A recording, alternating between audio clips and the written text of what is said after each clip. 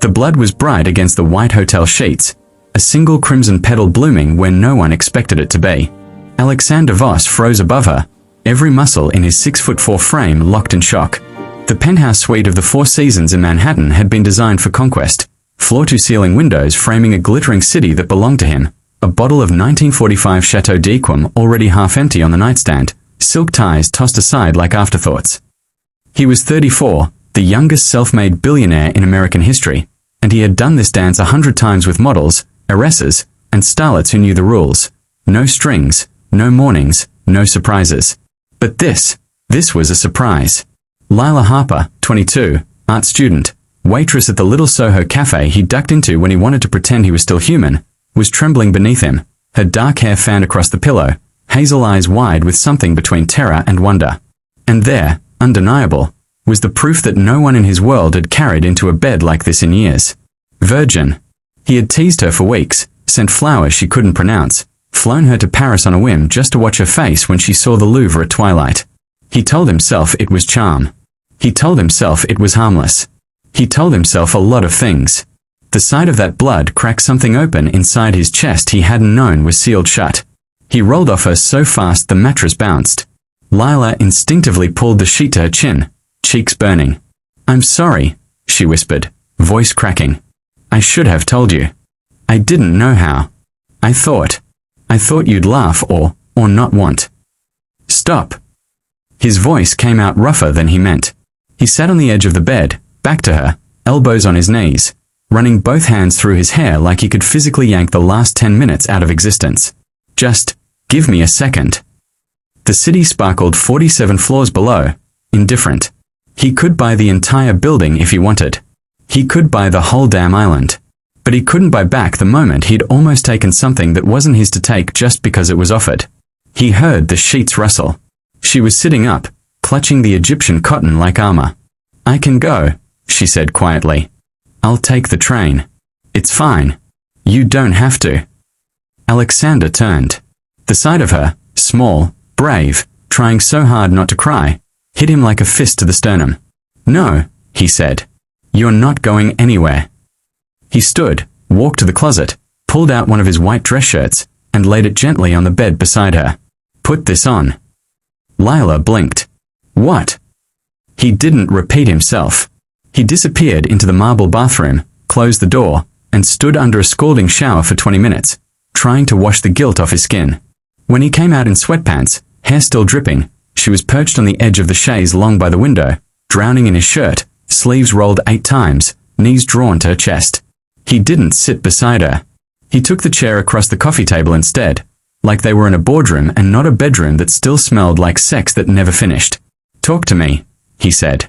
She laughed once, a broken sound. "About what?" "How I'm the world's oldest living virgin at 22.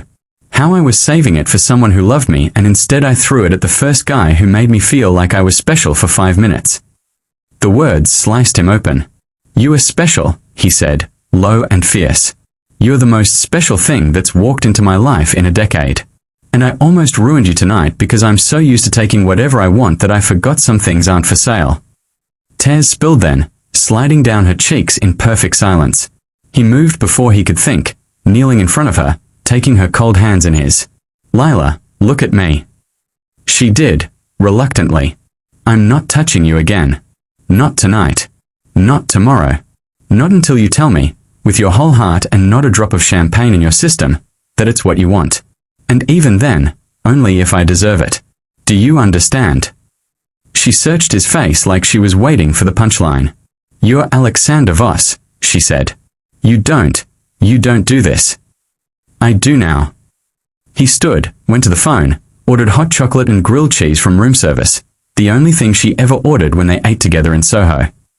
When it arrived, he made her eat every bite while he sat across from her and told her the truth for the first time in years. About growing up dirt poor in a South Philly row house with a single mom who worked triple shifts. About teaching himself to code on a library computer. About the first company he sold at 23, the second at 27, the empire that swallowed him whole until he couldn't remember what it felt like to want something he couldn't buy. "I forgot how to be human," he said, voice raw.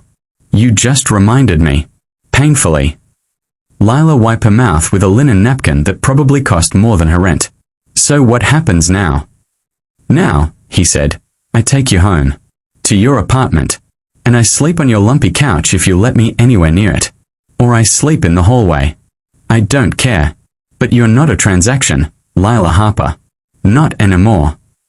She stared at him for a long time. Then she did something that broke him all over again. She crawled into his lap, laid her head on his chest, and fell asleep like she trusted him not to hurt her. He carried her down to the car himself, told his driver to take them to Brooklyn, and held her the whole way across the bridge while the city lights blurred past. That night, he slept on the floor of her 300-square-foot Bushwick walk-up because the couch really was too small and he refused the bed. He listened to her breathe through the thin wall and promised himself, and whatever God might still be listening, that he would become the man worthy of what she'd almost given away.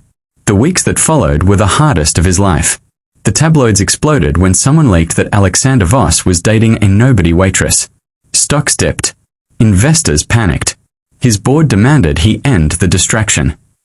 His ex, a Victoria's Secret angel-turned-crypto influencer, sold a story claiming he'd paid her to fake a pregnancy. He fired 3 executives in one morning, then flew to Lila's café, walked in wearing a hoodie and 3 days of stubble, and waited at the counter until she got off shift. She tried to quit when the paparazzi camped outside her building. He bought the building, fired the super who'd sold her address, and turned the top floor into a private studio where she could paint without flashbulbs in her face. She fought him every step. You can't fix everything with money, Alex. I know, he said, exhausted. I'm trying to fix it with me. I'm slow. Be patient. Winter came hard that year. On the night of the first blizzard, her piece of junk radiator died. She called him at 2 a.m., teeth chattering, too proud to ask for help but too cold not to. He showed up with an army of contractors, but she met him at the door in mismatched socks and fury. I'm not your charity case. You're my girlfriend, he snapped. And I'm freezing my ass off in your hallway because you won't let me in. Let me fix the damn heat, Lila. She stepped aside. While the crew worked, they sat on the fire escape wrapped in the same blanket, watching snow blanket the city. I'm scared, she admitted into the quiet. Of what? That you'll wake up one day and realize I'm just ordinary. He turned her face to his, snowflakes melting on her lashes. Lila, I've dated women who spent 50 grand on a handbag without blinking. I've flown to Ibiza because I was bored. I've had everything ordinary money can buy. You are the least ordinary thing that's ever happened to me. He kissed her then, slow, careful, asking instead of taking. She kissed him back like she was finally starting to believe him. Spring arrived with her senior thesis show. She almost didn't invite him, terrified the critics would mock her for being the billionaire's muse. He showed up anyway, in a suit that cost more than most cars, and stood silently in front of her largest canvas, a stormy abstract in reds and golds titled First Snow, for 20 minutes. When the curator tried to schmooze him, Alex ignored the man completely. Later, when the reviews came in calling her the breakout talent of the year, she found him waiting outside with a single white rose. I'm proud of you, he said simply. That night, in the new apartment he'd never asked her to move into, he just left the key on her table and refused to take it back. She took his hand and led him to the bedroom. Alex. He stopped in the doorway, heart hammering. I'm sure, she said. I want it to be you. Not because you bought me anything. Because you saw me. All of me.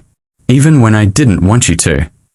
He crossed the room in 2 strides, cupped her face like she was made of glass. I love you, Lila Harper.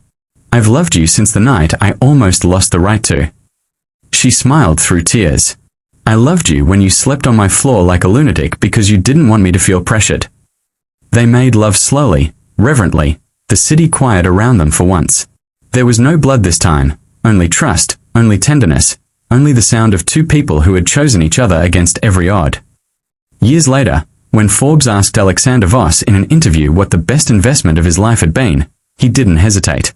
A cup of coffee in a Soho café, he said, glancing across the room at his wife, paint under her nails, wedding ring made from recycled gold because she insisted, cradling their 6-month-old daughter. And the decision, he added quietly, to stop when I saw the blood. The article went viral. Men all over the world read it and, for one night, tried to be better. Because sometimes the richest man in the room isn't the one with the most money. Sometimes he's the one who knows when to stop.